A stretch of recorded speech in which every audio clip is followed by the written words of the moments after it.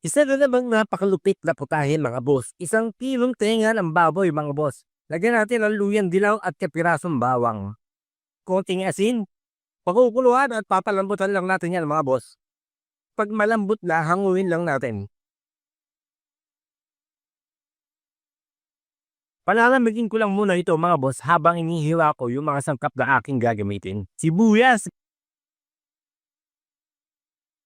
siling panigang. Gagamit din tayo mga boss ng onion leeks pero ihiwa rin natin yung white stem niya.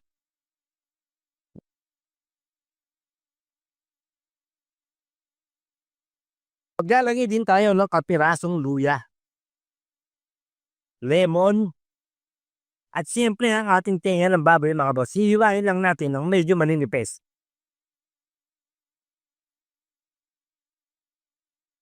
Ito na yung nahiwa natin tenga, isarin lang natin sa isang malinis na lalagyan. Lagyan lang muna natin ng konting suka. Yung white part ng onion leeks ilagay na natin. Bawang. At syempre semi-durog na paminta.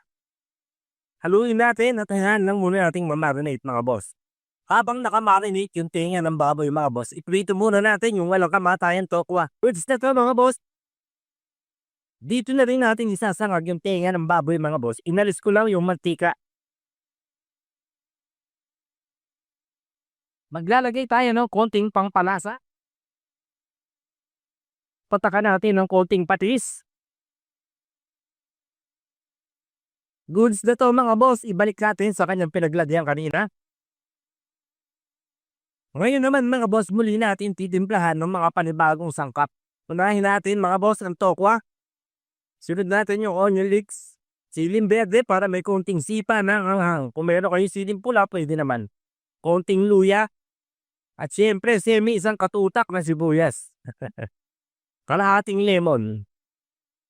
Hindi ko na nasabi buto. Para magalis. Konting paminta ulit mga bossing, semi-durog. At syempre, bibigyan natin yan ng isang matinding halo.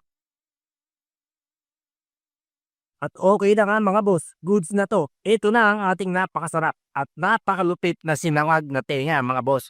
Pang ulam at pang pulutan, bahala ka na.